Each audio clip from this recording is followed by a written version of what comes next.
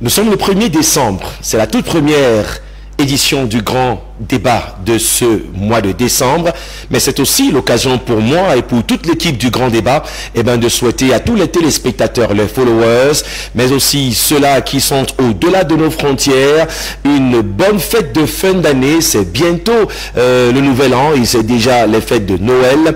La question de la sécurité des biens et des personnes a préoccupé le patron de la défense autour des généraux, des colonels et tout le système de sécurité et naturellement et de défense. On va dire que c'était une des rencontres importantes cette semaine, suffisamment développée par la presse, mais aussi on ne saurait ne pas célébrer le nouveau joyau architectural de l'Assemblée nationale du côté de Ngoa Ekele. La cérémonie solennelle et officielle a été grand en honneur et d'ailleurs en personnalité présente sur le site. C'était hier, on en reparlera tout à l'heure en mise en bouche, et il est clair que les questions de violence faites aux femmes meublent le décor depuis quelques jours. C'est les 16 jours d'activisme contre les violences faites aux femmes et on se posera la question, malgré la prévention, pourquoi toujours autant de chiffres recensés en termes de féminicide au Cameroun?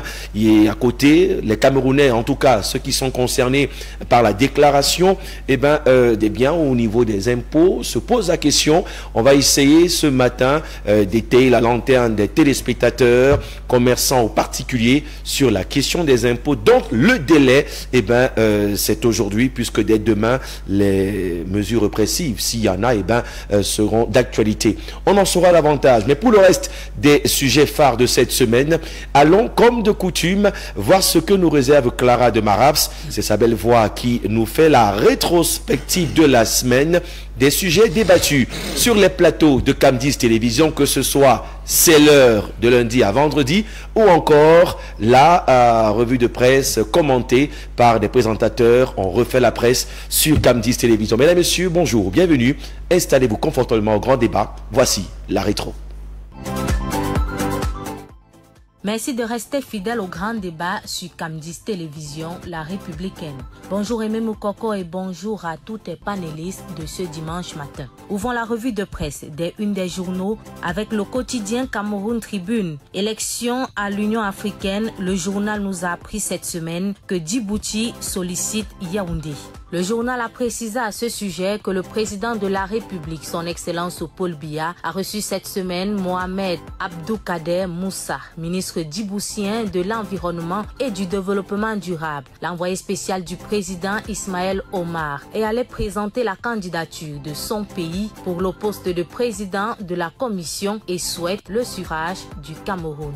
Parlons également de la coopération bilatérale entre le Cameroun et la Guinée équatoriale avec le journal Info Matin. Dans sa parution du mercredi 27 novembre, le quotidien revient sur les assises de la commission ad hoc sur la délimitation des frontières entre les deux pays tenues du 25 au 27 novembre dernier. Conduite par le ministre de l'administration territoriale Paul Atangandi, la délégation camerounaise était dans la cité de La Paz au pays de Teodoro Biangema. Objectif: prendre part aux assises de la commission ad hoc sur la délimitation des frontières maritimes et terrestres entre les deux pays voisins et frères. Festivité de fin d'année, la situation sécuritaire passée au scanner par le MINDEF. Le journal Le Drapeau, à ce sujet, fait savoir qu'à l'approche des célébrations de fin d'année 2024 et de nouvel an 2025, le ministre délégué à la présidence en charge de la défense, Joseph Bétier Assomo, a dirigé le 28 novembre dernier une réunion stratégique à Yaoundé, rassemblant des responsables militaires et civils. Cette rencontre a permis d'évaluer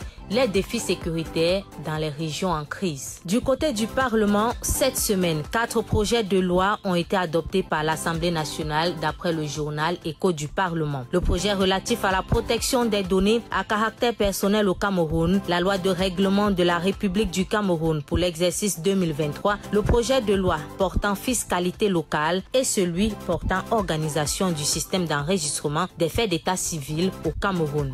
Échéance électorale à venir au Cameroun, le journal Réalité Plus assure que ELECAM et les autres acteurs sont d'accord pour un processus électoral correct. Le journal a précisé à ce sujet que l'assise qui s'est tenue le 26 novembre 2024 à Yaoundé entre ELECAM et les autres acteurs du processus électoral sous le thème « Le dialogue électoral pacifique comme pilier de la gouvernance démocratique » avait pour objectif général de sensibiliser et de renforcer les capacités des acteurs clés du processus électoral sur la permanence du dialogue électoral pacifique en vue des élections crédibles, apaisées et transparentes en 2025 et 2026. Parlons à présent des violences basées sur le genre. Femmes, stop aux violences. C'est le titre choisi par le journal Mutation cette semaine pour parler de la campagne des 16 jours lancée par le ministre de la Promotion de la Femme et de la Famille. Il est question de renforcer les actions de prévention, de protection et d'accompagnement. Sur cette même actualité, le quotidien Le Jour fait savoir qu'au Cameroun, l'on a enregistré 67 cas de féminicide en 12 mois. Les décès ont eu lieu entre novembre 2023 et novembre 2024. Les chiffres ont été révélés lors du lancement de la campagne de 16 jours d'activisme contre ces violences. En santé, le président de la République, son Excellence Paul Biya, a nommé cette semaine de nouveaux responsables dans les hôpitaux de référence. Le journal Le Drapeau rappelle à ce sujet que ces changements visent à améliorer la qualité des soins et à répondre aux défis croissants du secteur de la santé au Cameroun. Les nouveaux directeurs des hôpitaux sont Dienthieu Vincent de Paul qui prend la tête du CHU de Yaoundé, Shekin Selesso dirige l'hôpital gynéco-obstétrique de Yaoundé et Essomba Noël Emmanuel est désormais à la tête de l'hôpital général de Yaoundé. Terminons la revue de presse de ce dimanche avec le journal La Voix du consommateur qui tire la sonnette d'alarme face aux chiffres révélés par le syndicat des exploitants des débits de boissons cette semaine. Le syndicat a annoncé que les villes de Yaoundé et Douala comptent près de 15 000 bars, 6 500 à Yaoundé et 8 500 du côté de Douala. Le journal précise à ce sujet que les tapages nocturnes, le banditisme ou encore l'addiction de la jeunesse sont perceptibles. C'est tout pour la revue de presse de ce dimanche. Bon débat. Rendez-vous dimanche prochain.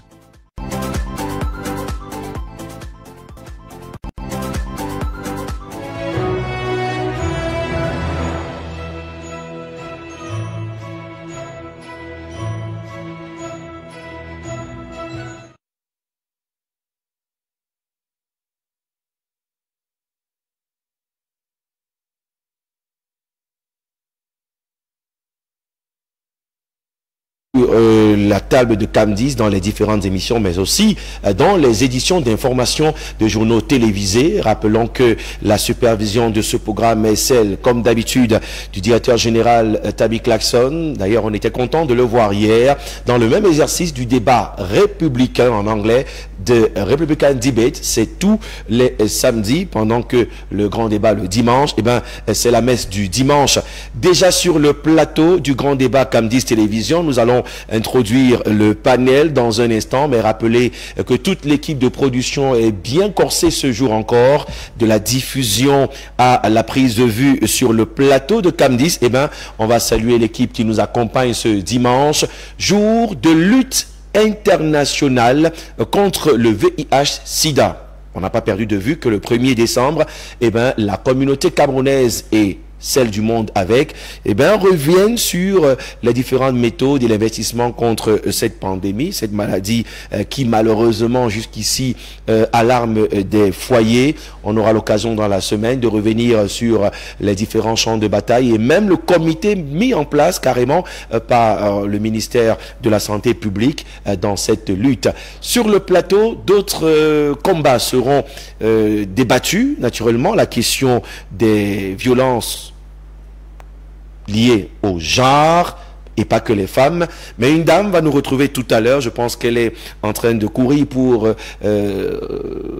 partager la communion de ce matin. Le docteur Cho Walters est avec nous, déjà bien installé, écrivain et universitaire. D'ailleurs, je tiens une œuvre qui va marquer les esprits au Cameroun. Son auteur est avec nous, d'ailleurs, Paul Biya, l'éternel espoir du Cameroun. Bonjour, docteur Cho Walters.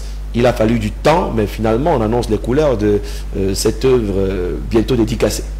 Oui, bonjour à tout le monde. C'est le travail des professeurs d'université. Un professeur d'université doit former, il doit développer et il doit proposer les plans de développement. Il doit résoudre les problèmes de la société. C'est ça le rôle de l'université. Cet excellence, ouvrage professionnel pédagogique, je suis passé en revue des premiers pas du président Paul Biya en politique, en passant par son parcours scolaire, parcours universitaire, et j'ai démontré que grâce à sa longévité, il a garanti la paix et la stabilité, le vivre ensemble, cohésion sociale, la justice sociale et l'avènement de la diplomatie et le multipartisme. Je dis également dans l'ouvrage que si nous pouvons encore accorder une nouvelle confiance au président Paul Biya en 2025, il va réussir à transformer le Cameroun en un pays émergent. Yeah. Et il a fait face à la crise anglophone, dont il a proposé le grand dialogue national. Boko Haram, on a réussi à combattre ces terroristes dans le grand nord du Cameroun. Et j'ai fini en disant que avec la décentralisation, on peut autonomiser les régions pour que le Cameroun devienne un pays totalement décentralisé. Merci, Dr. Cho Walters. C'est vrai que les grands combats sont révélés dans ce livre, Paul Biya, l'éternel espoir du Cameroun. Oui, un dernier chapitre, le chapitre 11. On va pas tout dévoiler, non, le livre ça c'est le plus, parce que quand vous écrivez, vous devez apporter le plus. Le chapitre 11 parle de la tendance électorale en 2025 et le RDPC qui deviendra vainqueur avec 81,39%. C'était très important. Dr. Cho Walters, qui se joue prophète dans le chapitre 11.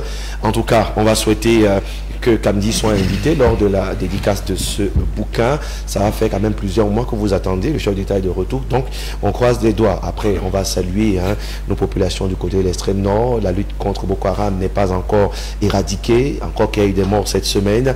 On est de tout cœur avec les Camerounais de tous bords. Un autre Camerounais qui est avec nous, qui est parti d'ailleurs de son nou natal pour Yaoundé, mais davantage avec un événement qui sublime le vert ou jaune, reconnu même par l'UNESCO. On parle du Ngon. On entre dans la célébration des patrimoines culturels de plusieurs peuples et le peuple Bamoun est à l'honneur. Juste un mot pour vous dire bonjour. Ossane, permettez-moi de... On est Camerounais. Voilà, Pokeri. Abakar Mefiré, sociologue, c'est sa casquette d'ailleurs qui va nous intéresser ce matin, mais un mot quand même sur cette célébration. On a vu le MINAC et beaucoup d'autres institutions accompagner le projet. En 2 minutes rapidement. D'accord, bonjour et aimé, qu'il me soit permis également de saluer l'ensemble des co-discutants que nous retrouvons avec beaucoup de joie sur votre plateau. Congratulations à mon ami et frère Cho Walter, mais sans saluer la pirouette laudative qu'il fait en plongeant dans une sorte, nous allons questionner la méthodologie qui a conduit au résultat, même s'il s'agit des sondages, on va le questionner ensemble avec notre ami. Mon cher aimé, vous faites bien de le dire, la 548e édition du Ngon, festival culturel des Bamoun, se célèbre dans un contexte particulier. Ce contexte particulier, c'est l'inscription du Ngon au patrimoine immatériel de l'UNESCO. Et bien évidemment, pour cette célébration particulière, un colloque international est organisé justement dans le cadre de célébrer justement cette inscription du Ngon au patrimoine immatériel de l'UNESCO. Et le grand thème qui va meubler ce dîner scientifique, c'est Ngon, patrimoine immatériel pour le rayonnement, la culture et le développement durable. Donc, pour ce Ngon, d'ailleurs le mardi 3 septembre, ça sera le lancement officiel du colloque et les plats seront le 3 décembre. Les petits plats seront mis dans les grands le 4 décembre avec justement le grand gala scientifique qui, comme nous l'avons dit, va se célébrer internationalement avec la présence des grands distilleurs de la science qui viennent d'un peu partout, Maroc, Afrique du Sud, Belgique, Suisse, voilà. Et également des grands dignitaires de la science au Cameroun. Et d'ailleurs, modestement, nous allons être le rapporteur du panel 4 qui porte sur les dynamiques culturelles en rapport avec justement le développement durable. Donc même vous tous ici là, de manière officielle, ici là, je vous invite justement à venir nous accompagner le 4 décembre au lycée classique de Fumban pour ce grand colloque scientifique qui vient justement mettre une autre coloration à la 548e édition du Ngoni. Merci. Beaucoup d'activités, pas que sur le plan culturel, sportif et autres. On salue, permettez-moi quand même de saluer et féliciter la présidente de la Fondation Ngoni, le docteur Fatima Poumier, qui justement, avec toute la grande équipe de coordination, Moussa Ndjoua et tous les autres, abattent un travail de titan, un travail à la dimension martienne justement, pour que le Ngoni dans son ensemble et ce grand colloque scientifique justement soit à la coloration internationale. Bon, on lui mettra une étoile supplémentaire quand elle viendra aussi communier avec Cam10 Télévision. C'est Cameroun, 10 régions. On ne saurait parler de Ngoni sans Cam10. Donc, Madame la promotrice, officiellement, les services du marketing et de l'aspect commercial vous attendent, hein, justement pour que les Camerounais vivent comme ça, commencer du 28 au 5 décembre, les activités du Ngoni sur Cam10 Télévision. On salue nos téléspectateurs qui sont déjà en plein mouvement de l'autre côté avec nous. On a un expert à des questions de fiscalité, et justement notre très cher Vincent Ateba. Bienvenue dans les nouveaux studios de Cam10. Je pense que pour les autres, ce n'est plus une découverte. Nous sommes justement sur la nouvelle route Omnisport, comme on le dit affectueusement, l'avenue Mapivien Foyer. Vous êtes comptable supérieur et fiscaliste. Vincent Ateba, bonjour. Oui, bonjour monsieur Mokoko et merci pour l'invitation. Je dis aussi un bonjour à mes panélistes ici ce matin.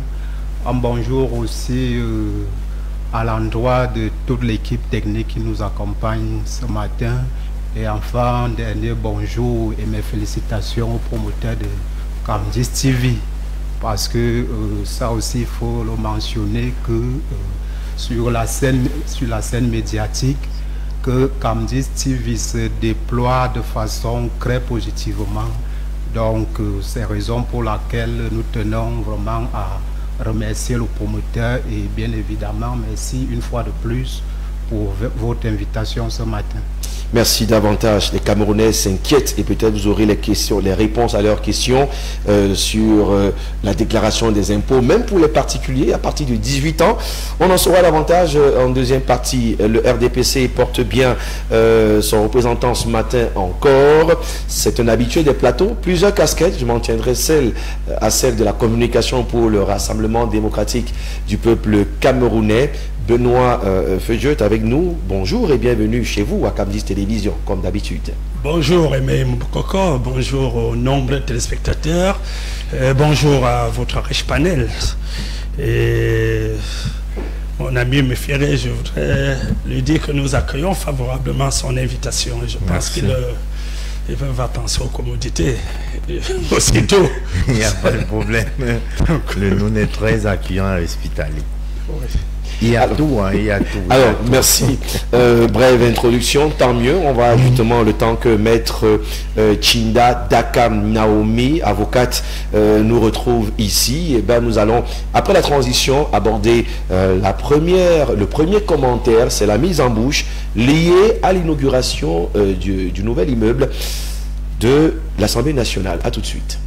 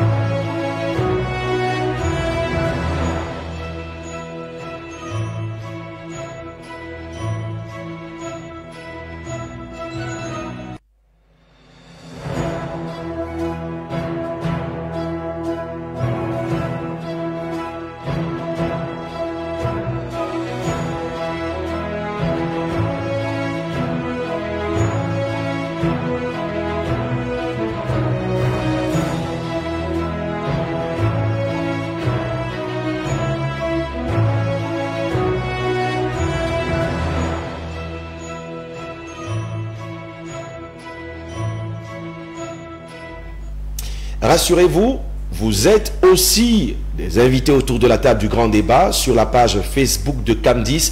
Vous pouvez participer, vous pouvez poser vos préoccupations en toute décence. Vous savez qu'à CAM10 Télévision, on n'aime pas le buzz juste pour les commentaires. Le débat est sain, les échanges sont posés.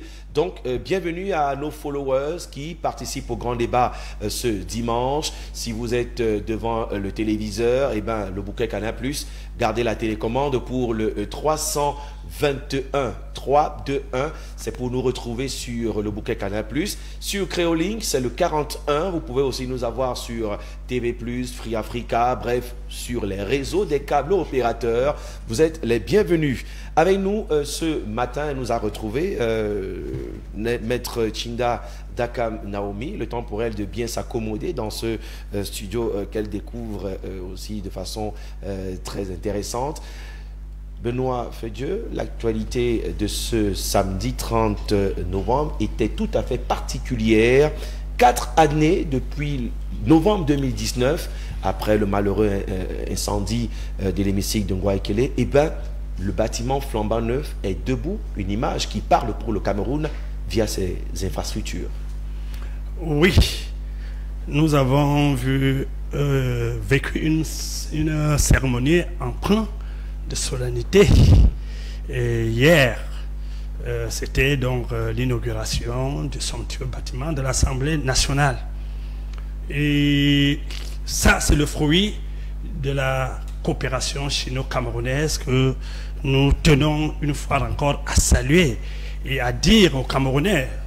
Nous le disons parce que certains Camerounais bien habitués à créer la polémique veulent faire croire que lorsqu'il s'agit d'un don, c'est plutôt un rabaissement d'un pays. Nous voudrons leur dire que le don est loin d'être une aumône. Tout aumône est un don, mais tout don n'est pas une aumône. Et quand il s'agit de relations internationales, un pays ne fait pas un don au hasard à un autre pays. Il faut une haute confiance. Et la haute confiance, n'est-ce pas, est certifiée par qui est à la tête de ce pays. Et au Cameroun, on a son Excellence Paul Biya, un homme sage, donc la crédibilité a pu traverser les frontières et brutaliser même les esprits retors. Aujourd'hui, nous avons, n'est-ce pas, cette offre, ce don-là qui magnifie fortement, n'est-ce pas, la force de la diplomatie camerounaise. Donc, nous sommes là vraiment pour accompagner et pour saluer. Nous comprenons, nous sommes fiers même pour certains. Si je prends le cas du président de l'Assemblée nationale, je crois que quand vous avez au cours de votre passage eu l'occasion d'assister à l'inauguration d'une institution, d'un tel bâtiment qui abrite l'institution dont vous avez la charge, je pense que quelque part c'est une bénédiction de Dieu. Et je dis, le Cameroun, quoi qu'on dise, bénéficie encore de cette haute confiance dans le monde et nous attendions qu'il en soit davantage. L'honorable Cavalier Djibril, représentant personnel du chef de l'État, mouvement dans la ville, c'était très intense hier. Et d'ailleurs, anecdotique, on parle bien d'un don sans contrepartie, avec les relations qui se sont renforcées entre la Chine et le Cameroun. 37 500 mètres carrés de superficie. Quand on va même dans le détail de la présentation de ce bâtiment, c'est énorme pour le Cameroun et on peut s'en réjouir. C'est votre avis, Dr. Cho Walters? Non, ce n'est pas que j'ai un avis. Je dois plutôt faire des observations et des analyses. Parce que je suis un écrivain ne regarde pas les choses de la même façon que ceux qui n'écrivent pas. L'Assemblée nationale, au niveau de l'Assemblée nationale au Cameroun, entre dans ce que nous appelons les principes de la transformation structurelle. La transformation structurelle entre dans la vision de la SND 30, où nous sommes partis du projet DSECE, document stratégique pour la croissance et de l'emploi. Les premières réformes économiques ont commencé au Cameroun de 1982 à 1990. Et nous sommes entrés dans l'ajustement structurel de 90 en 2000, en 2000. Et nous sommes revenus encore dans l'ajustement structurel. Ça voudrait dire quoi? Pour effectuer, pour réaliser, ou bien pour appliquer la transformation structurelle, il y a la coopération internationale Chine-Cameroun, nouveau c'est l'Assemblée nationale, on est en train de vouloir transformer le pays pour que ça devienne un pays émergent. 2, le gouvernement devait couper l'aide au développement. Et de 3, élargir l'assiette fiscale. Voici les principes fondamentaux de la transformation structurelle pour un pays émergent à l'horizon 2035. Voilà comment un écrivain comme moi peut regarder des événements qui s'est passé hier. Bon. Difficilement, nous, on attribue des félicitations, on peut dire, chanter des louanges. Non, on fait seulement, on dit ce qu'on a vu et ce que tout le monde devait comprendre. Moi, je suis pas un homme politique. Merci. C'est le regard du chercheur avec nous. Et merci à Dr. Cho Walters. Beaucoup de Camerounais ont été bluffés par l'annonce, la description de ce bâtiment qui aurait quand même coûté 55 milliards de francs CFA. Mais quand on explique pas aux Camerounais, ils se disent que c'est de l'argent jeté par les fenêtres.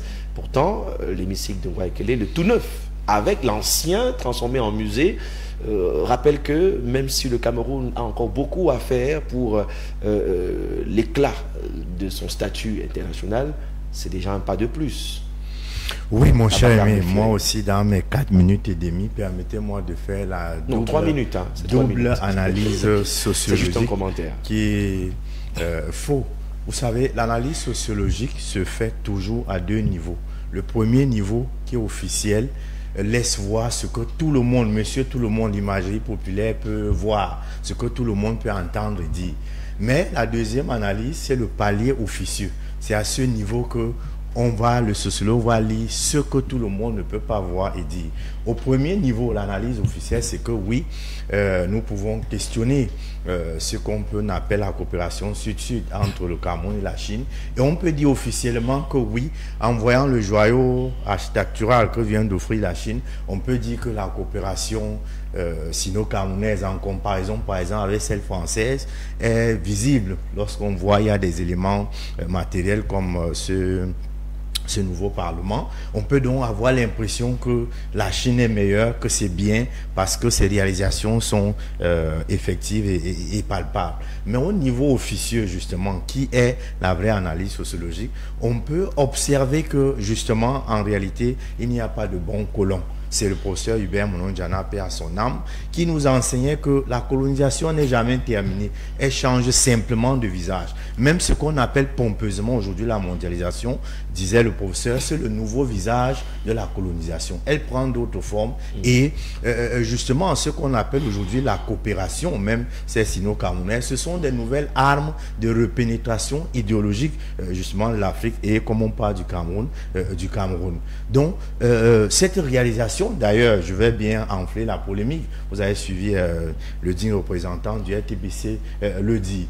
Beaucoup de Camerounais, beaucoup d'Africains sont comme choqués, outrés, qu'on dise que le Parlement, qui représente l'ADN en termes de souveraineté d'un peuple, soit présenté comme, on va dire, une offre sans contrepartie. Sur le plan socio-anthropologique, cela vraiment sonne mal. C'est même une sorte de malédiction. Parce que quand vous écorchez la souveraineté qui fait l'ADN d'un peuple, cela donc peut faire problème. C'est de ce point de vue que je vous ai dit qu'il faut enlever les lunettes de l'imagerie populaire où on va vous dire que vraiment on a offert, c'est un don.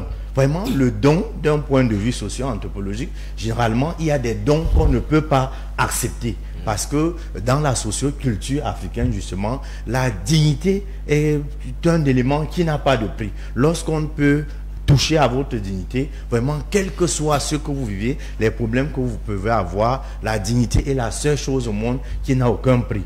De ce point de vue, on ne peut pas imaginer que le Capitole, Parlement américain, soit présenté comme une contrepartie du Maroc. On ne peut pas imaginer que la Douma, le Parlement, lui soit présenté comme un don sans contrepartie du Niger. C'est presque impossible. Parce que ce qui fait l'âme d'un peuple, justement, au risque de se répéter, c'est d'abord la souveraineté. Et nous sommes des pays qui ont connu une histoire très douloureuse, en partant de la traite négrière jusqu'à ce que nous avons appelé aujourd'hui la mondialisation. Donc, de ce point de vue, notre autonomie, notre indépendance, notre souveraineté et au-delà de tout ce qu'on peut avoir comme offre. Nous avons d'ailleurs tous les leviers possibles pour être ce pays, au-delà même tout le continent, a tout le potentiel nécessaire pour se construire en fondant d'abord son développement sur les facteurs endogènes qui sont prioritaires sur les facteurs exogènes. Merci Abakar Mefiré. Il n'a pas décrié le nouvel immeuble, peut-être en profondeur avec son regard de sociologue. Voilà qui va peut-être interroger plus d'un Camerounais, mais il est clair que parmi les indicateurs de développement, quand on voit cette infrastructure, d'ailleurs pour ceux qui ont eu la chance de le voir, le nouvel immeuble de nuit, ça auréole davantage l'image du Cameroun, quoique les gens restent un peu dubitatifs sur la plus-value de la coopération entre le Cameroun et la Chine, qui n'est pas sur la question après l'inauguration. Quel est votre commentaire, Vincent Ateba, de ce nouvel immeuble de l'hémicycle de Guayaquil? Oui, merci. Écoutez, déjà, c'est d'abord un acte très salutaire, c'est-à-dire la dotation de ce nouveau siège qui va, n'est-ce pas, abriter désormais nos chers députés de la nation. Et sur ce dont il faut comprendre qu'en matière de relations internationales, tout comme en finance, on nous dit en finance qu'il n'y a pas de pain gratuit, tout comme en relations internationales, il n'y a pas d'œuvre gratuite. Donc, il existe toujours des retours réflexionnistes qui peuvent être, n'est-ce pas, d'une façon ou d'une autre, très regrettables pour, n'est-ce pas, le profit des Camerounais à part entière. Donc, il faudrait comprendre que l'acte, le nouveau siège là, c'est une dotation excellente. Et aussi, rappelons que ce n'est pas, n'est-ce pas, la première œuvre que la Chine réalise au Cameroun.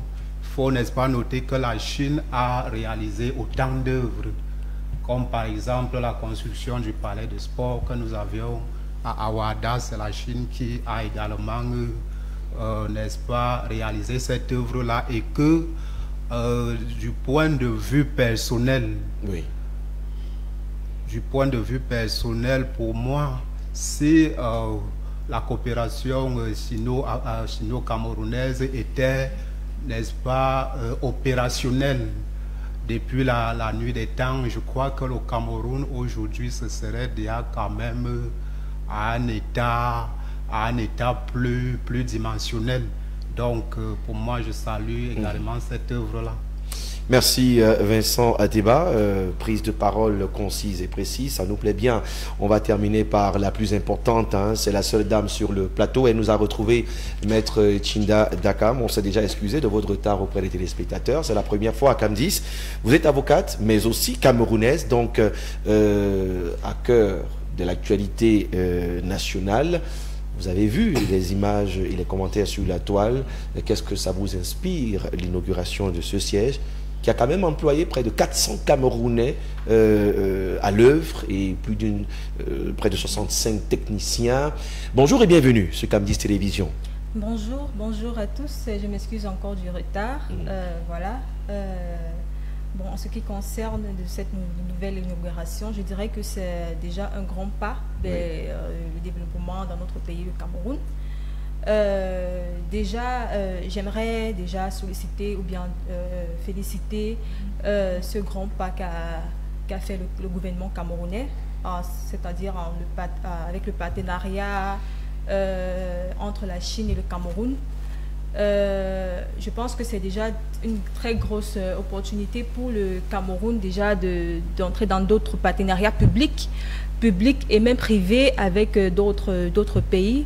Voilà, je pense que la Chine a déjà fait de grandes réalisations au Cameroun et celle-ci est déjà l'une des plus importantes parce que voilà, ça permet à ce que nous puissions avoir déjà des leaders pour demain. Et je pense qu'avec ça, du moins je l'espère qu'avec ça, nous aurons un remaniement dans le Parlement camerounais. nous aurons des députés qui seront formés et bien d'autres politiciens, je peux dire leaders camerounais qui seront formés. Je pense que depuis lors, il n'y a pas eu un remaniement en ce qui concerne l'Assemblée nationale au Cameroun. Et j'espère vraiment qu'avec ça, il y aura une avancée en ce qui concerne notre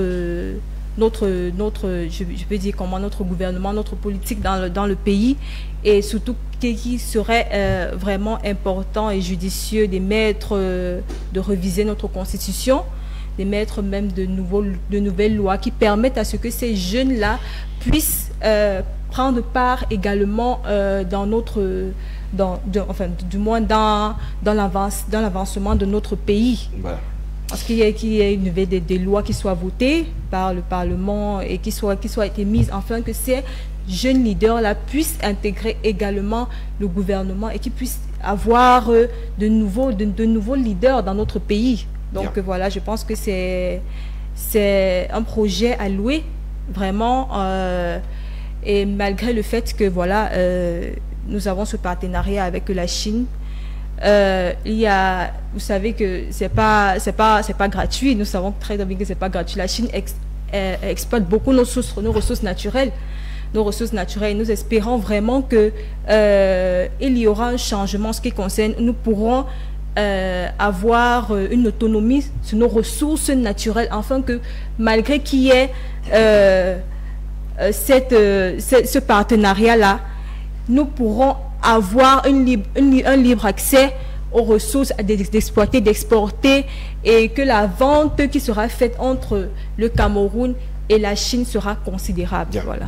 Vous êtes allé en profondeur dans votre pensée, et puis comprenez, c'est une avocate. Les questions de loi, rappelons que la session d'ailleurs de novembre est en cours. Il y a plusieurs projets de loi sur la table. Certains ont souvent querellé les lois et reproché que les lois malheureusement ne sont pas toujours appliquées.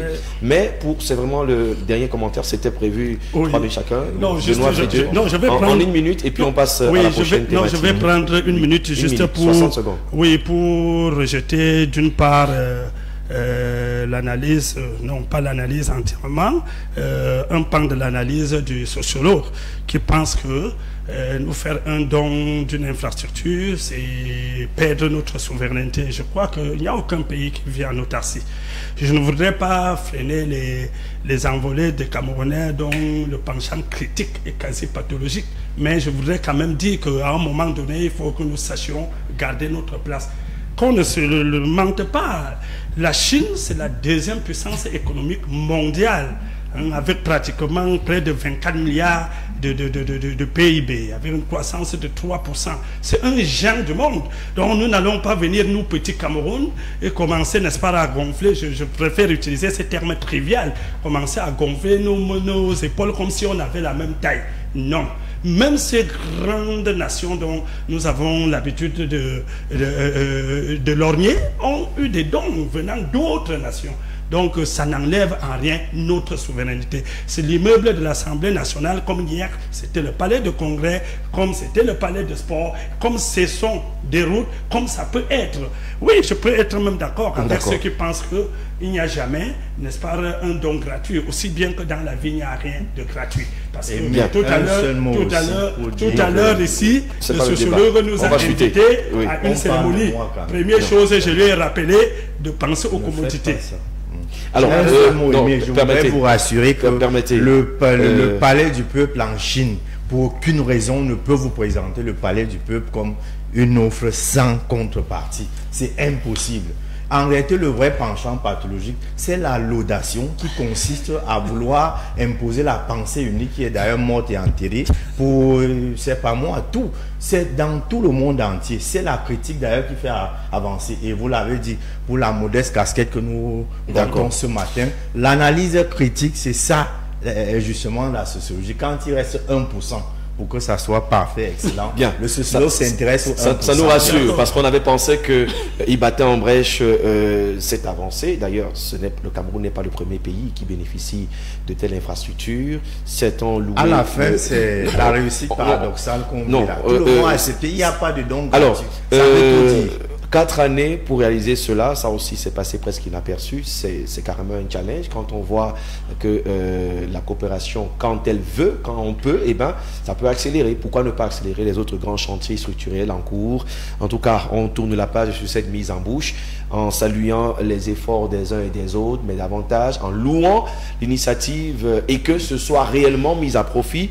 On aura le temps de revenir sur le détail caractéristique de ce nouveau siège qui a quand même de grandes salles et de banquets et autres. Donc, c'était le premier point. Deuxième point, après la transition, on parle justement de la déclaration des impôts qui ne concerne pas que les autres, puisque tout le monde est concerné.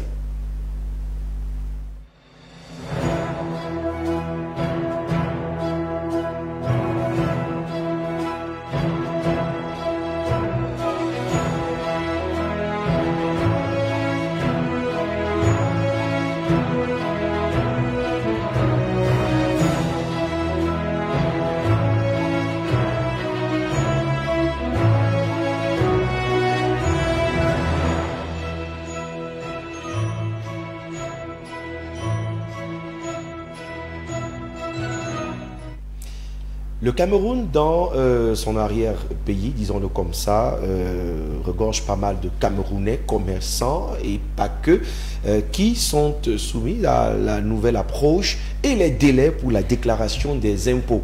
Je voudrais de façon triviale, on est en direct sur Camdis Télévision, que Vincent Ateba, qui est un fiscaliste, un comptable majeur, essaye de mettre au niveau de tout le monde ce que ça veut dire concrètement quand on parle de déclarer les impôts et que ce soit la chose imposée à Bina, notre stagiaire preneur de vue, André Onana, tous les Camerounais, donc vous et moi aussi.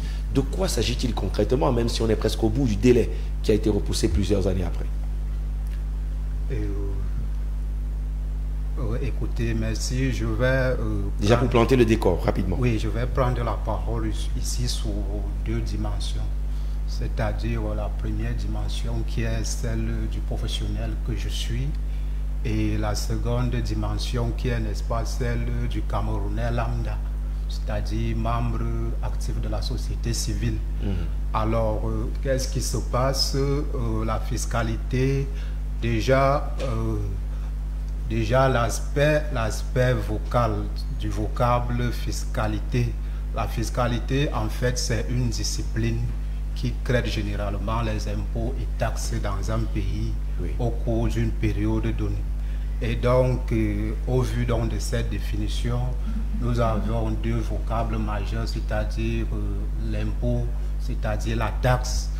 Et là, il faut voir que ces dimensions vocales-là nous orientent proprement dite à la matière. C'est-à-dire l'impôt, c'est quoi pour les Camerounais?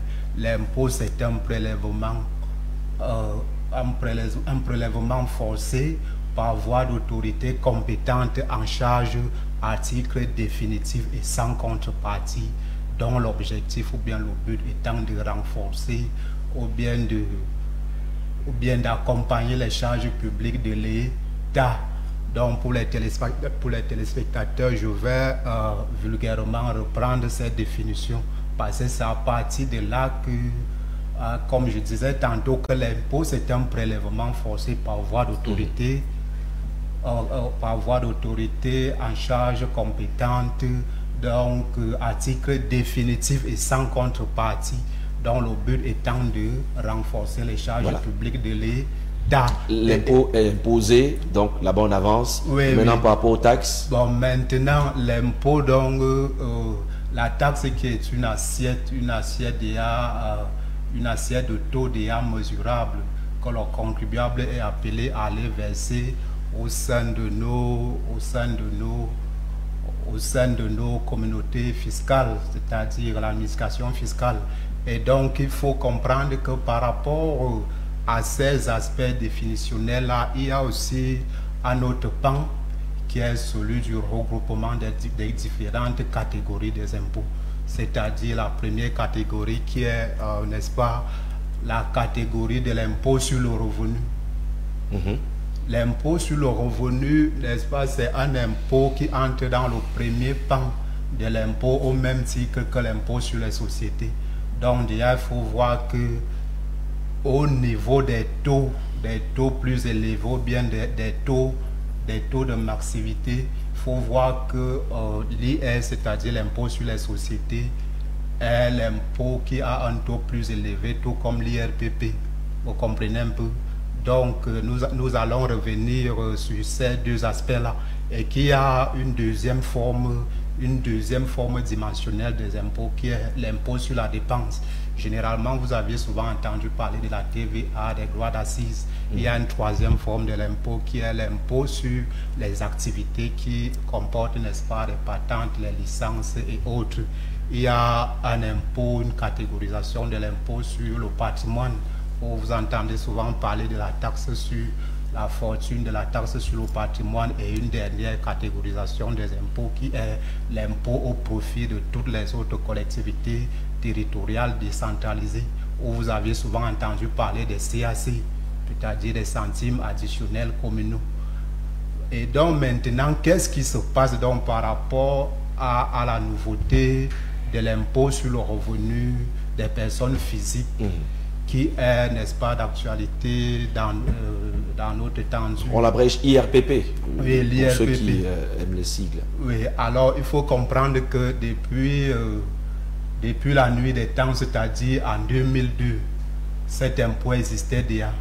Sauf qu'en 2002, on avait certains référents comptables qu'on appelait par exemple l'OIC, c'est-à-dire Organisation pour l'harmonisation comptable, qui accusait beaucoup de limites sur le plan fiscal et même sur le plan économique.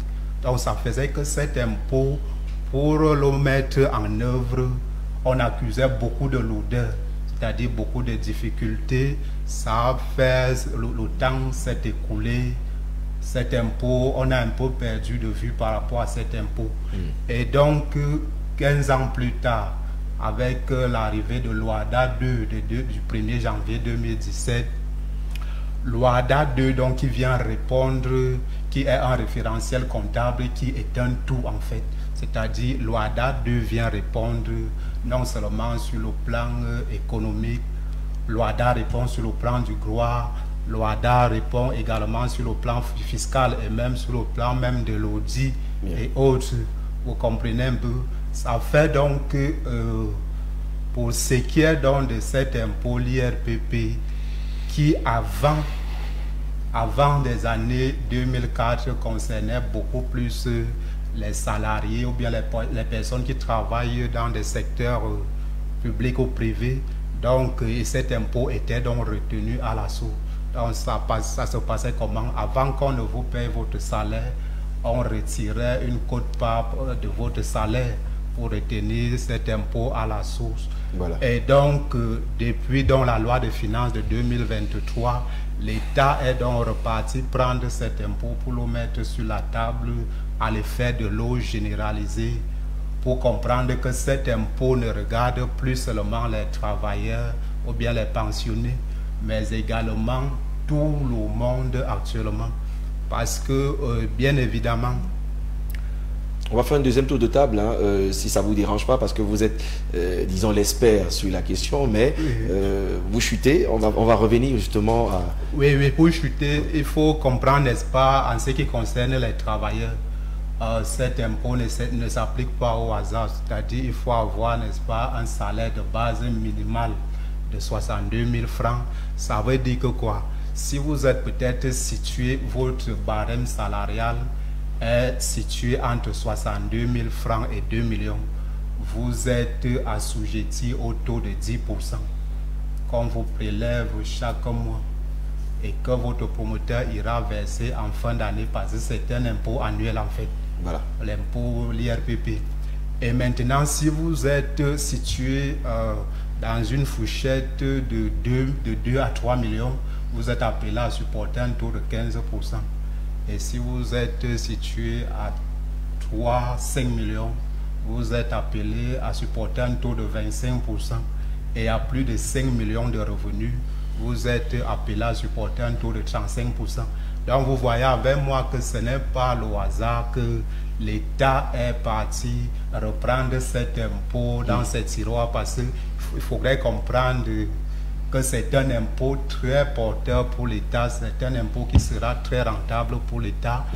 Et c'est pourquoi l'État compte le généraliser et mettre plus de pression, plus d'accent, tout en mettant des inévidences. C'est-à-dire, dès demain, on a encore la journée de demain, parce qu'aujourd'hui étant dimanche, étant un jour de férié, l'État a donc prorogé pour la journée de demain à le faire, d'appeler de nombreux Camerounais à s'éditer, à s'enregistrer encore davantage pour, n'est-ce pas, s'acquitter de ces différents numéros, c'est-à-dire les numéros d'identifiant uniques. Et aussi, il faut aussi comprendre que au travers donc de cette création-là, l'État a donc aussi mis en œuvre un certain nombre de sanctions.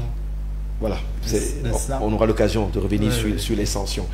C'est vrai que on va pas ouvrir c'est pas le tribunal, parce que j'ai l'impression que tout le monde a envie de comprendre un peu plus en détail, davantage de langage technique, mais aussi simple que ça, il va falloir être à jour. Parce que si vous n'avez pas de transactions et autres, il n'y a pas de souci. Mais est-ce que vous, Maître Tchinda, vous avez pris acte de cette déclaration des impôts qui s'impose? Comment vous recevez la nouvelle? Vous, en tant que, d'abord, citoyenne camerounaise, mais aussi en tant qu'avocate, puisque vous avez aussi un devoir de retourner un peu de ce que vous êtes alloué comme finance vers l'État, vers les caisses de l'État. Merci une fois de plus de me passer la parole. Je pense que mon confrère ici a presque tout dit. Déjà, la déclaration permet une certaine traçabilité par l'État sur les activités qu'exerce le Cameroun. Donc, je pense que c'est très important pour tous les Camerounais d'aller se faire enregistrer, d'avoir un numéro d'identifiant unique, peu importe le secteur d'activité dans lequel vous exercez, c'est très important, et surtout de les déclarer. Donc, à partir de 18 ans, vous pouvez déjà avoir un numéro d'identifiant unique et déclarer vos revenus en ligne, peu importe ce que vous faites, peu importe le secteur d'activité. Il y a beaucoup de personnes qui ne font rien. C'est eux qui s'interrogent sur cet impôt. Il y a beaucoup de Camerounais dans l'informel, juste pour vous relancer. Effectivement. Qu'est-ce qu'on déclare à 18 ans? On ne déclare rien du tout, sauf si... Effectivement. Donc, généralement, cet impôt, ça s'applique aux personnes qui exercent une activité. C'est vrai que l'État déjà impose à tout le monde d'aller... mais quand vous ne percevez rien, vous déclarez zéro, tout simplement. Vous déclarez néant, zéro. Et il y a même des personnes qui ne font rien, mais qui ont des propriétés, par exemple. Je prends l'exemple, les propriétés immobilières, par exemple. Là, vous allez déclarer néant. Vous payez juste votre taxe foncière, votre redevance foncière. Là, c'est quelque chose d'inévitable. Donc, déjà, en ce qui concerne les travailleurs, ceux qui sont que ce soit le formel ou l'informel, vous devez le faire. Mais si vous n'avez pas quelque chose de fixe, vous n'exercez pas une activité, ça, c'est pas obligatoire pour vous. C'est pas obligatoire pour vous. Donc, à partir de 18 ans, pour ceux qui exercent une activité. Mais sinon, si vous estimez que cela, puisque maintenant, pour avoir un visa pour voyager, il faut déjà avoir un numéro d'identifiant unique, à part les étudiants, ceux qui partent peut-être pour fréquenter ailleurs, ce n'est pas obligé pour eux. Donc, si vous ne faites rien, vous pouvez juste aller déclarer, en enregistrant, vous dites que voilà, vous ne faites rien, voilà, vous êtes peut-être étudiant, ou bien si vous estimez que c'est pas nécessaire, mais c'est important. Pourquoi? Parce que maintenant, on nous impose d'avoir un numéro d'identifiant unique. Si vous voulez, peut-être, comme je l'ai dit, voyager, oui, il faut avoir... quelles que soient les opérations. Quelles que soient les opérations, même pour payer maintenant les factures, pour avoir un contrat d'électricité et autres, il faut avoir ça, il faut avoir un identifiant unique pour avoir votre... comment on appelle ça, la déclaration... L'attestation de conformité. L'attestation de conformité fiscale, c'est ça que je cherchais. L'attestation de conformité fiscale, il faut déjà l'avoir, il faut déclarer, il faut avoir un numéro d'identifiant unique. Donc, moi, je pense que l'État veut permettre cette traçabilité. Quand quand il oblige à tout le monde, c'est-à-dire les personnes physiques, que ce soit dans le formel ou même l'informel, parce qu'avant, ce n'était pas le cas. Vous pouviez exercer votre activité de façon informelle. Ça s'appliquait beaucoup plus aux entreprises, aux salariés et autres qui devaient forcément avoir un identifiant unique. Mais maintenant, ça s'applique, on impose cela à tout le monde. Je pense que c'est juste pour avoir une certaine traçabilité. Donc voilà. Merci pour cette première prise de parole, docteur, autant pour moi, maître, et docteur est juste à côté, Thio Walters, maître Tchinda Dakam Naomi, Abaka Mefire, loin de votre casquette de sociologue, vous lisez beaucoup la société, vous essayez de comprendre avec les citoyens camerounais, ceux qui sont à Bipindi Lolodorf, ceux qui sont là-bas à Yagua, un peu partout, est-ce qu'ils comprennent ça facilement? L'État a pourtant essayé de remettre en place un projet qui date. On a même plusieurs fois reporté les délais, mais on a lu et on se rend compte qu'il y a une certaine gêne sociale de penser que c'est une façon de distraire alors que l'État doit contrôler cet aspect pour vous et pour les autres. Quel est votre commentaire par rapport à ces déclarations des impôts qui s'imposent à tous les Camerounais et vous aussi d'ailleurs? Je pense que vous êtes déjà... Oui. J'espère que vous êtes à jour déjà. Toujours qu'au risque de créer quelques démangeaisons, il faut dire que, au sens premier du terme, l'État, ce n'est pas M. Paul Biya. L'État, c'est là-bas, à Mokolo, c'est le moto-taximen, c'est mon ami Thio Walter, c'est l'ensemble des Camerounais qui forment l'État du Cameroun.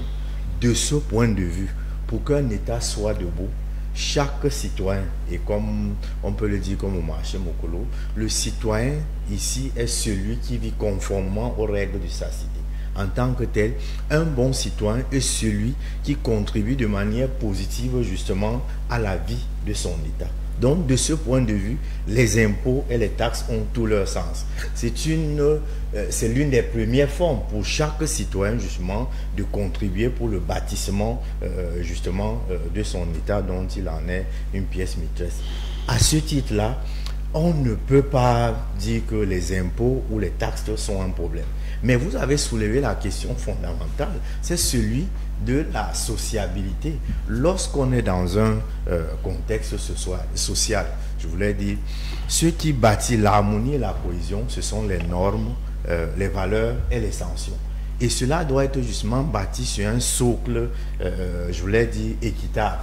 De ce point de vue, les citoyens n'étant pas rangés à la même catégorie, chacun dans un modèle marxiste, chacun doit contribuer à son niveau. Donc chacun doit avoir selon ses mérites. Généralement, ce qui fait problème avec le cas que nous soulevons, vous-même vous l'avez dit, l'inflation de la polémique est celui du contexte de précarité existentielle dans lequel le Camerounais et la plupart, l'immense majorité des Camerounais sont dans un contexte du struggle for life. Les gens sont simplement dans la petite lutte pour la survie. C'est pour ça que dès lors que le mot impôt devient comme une consonance péjorative, cela est considéré comme une logique de pressuration du petit peuple. Parce que le petit peuple estime qu'ils sont suffisamment asphyxiés. Vraiment au-delà de toute considération. Si nous allons puiser dans les données même de l'INS, dont on peut catégoriser comme étant une institution régimiste, vous allez voir que l'INS nous enseigne que si vous prenez les emplois, l'INS classe près de 47% des emplois au Cameroun comme étant précaires et sans parler des sous-emplois. Donc vous prenez les deux catégories, les emplois précaires et les sous-emplois. Nous sommes à un pourcentage qui fait qu'on ne peut pas considérer cette bonne partie des Camerounais comme des gens justement qui travaillent. Tout à l'heure, le spécialiste nous a enseigné que depuis 2002, on essaie de mettre sur pied. Modestement, la première lecture sociologique, c'est que sur le plan, on va dire, social et humain, vraiment, cela posait un problème, puisqu'il s'agit de l'ensemble des Camerounais. J'ai essayé, n'étant pas quelqu'un proche des chiffres, de voir que si on prend la base d'un monsieur qui gagne 62 000 francs, que représente actuellement 62 000 francs. C'est vrai qu'un jour, un spécialiste du travail, qui est d'ailleurs l'un des managers centraux des questions du travail au Cameroun, nous avait dit qu'on peut bien vivre avec 42 000 au Cameroun. Mais honnêtement, vraiment, la conscience humaine qui doit être fonctionnelle, que représente que 62 000 francs pour quelqu'un qui est à Yaoundé. Et je peux vous assurer, mon cher Aimé, qu'aujourd'hui, dans des établissements parfois du supérieur, les gens n'ont même pas les 62 000 francs. C'est-à-dire, vous voyez, un monsieur va à la banque pour toucher 18 000 francs, puisque parfois on vous l'impose carrément. Dans le système, c'est qu'on vous dit que l'heure de cours coûte par exemple tant. À la fin du mois, quelqu'un a fait 6 heures de cours et il doit aller prendre 18 000 francs à la banque. Nous sommes au Cameroun. J'ai essayé de calculer tout à l'heure, 62 000 francs, 10%, c'est 6 200. Quand on vous enlève 6 200 francs sur 62 000, mon cher Aimé, honnêtement, oui, vous êtes un citoyen, vous devez contribuer.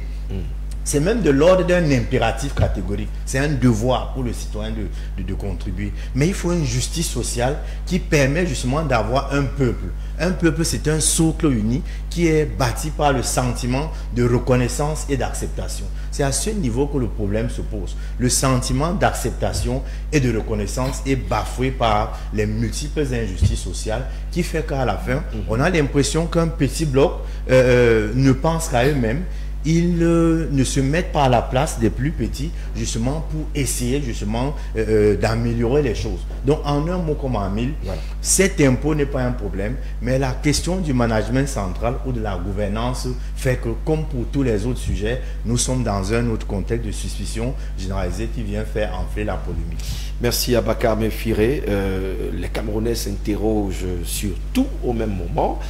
On est au courant des mesures qui sont prises, mais quand vient le moment de l'application, il y aura toujours, on va dire quoi, un contexte qui nous demande et qui nous interroge sur l'ordonnance de ces éléments. La question est là, bien logée au bas de l'écran, la thématique, Dr Cho Walters, l'État veut bien faire, surtout pour ces Camerounais véreux qui dilapident la fortune publique, qui sont passés maîtres dans la mafia des marchés publics et autres. Est-ce que ce sera du pain béni de réguler cela et passer directement à la répression quand on n'aura pas complètement mis son dossier fiscal à jour, notamment pour les particuliers et même pour les commerçants qui souvent exercent sans rien déclarer et qui se plaignent tous les jours que la vie est chère au Cameroun? Quel est votre regard sur la question? Oui, bon, vous posez au moment les problèmes de gouvernance et les problèmes du développement local.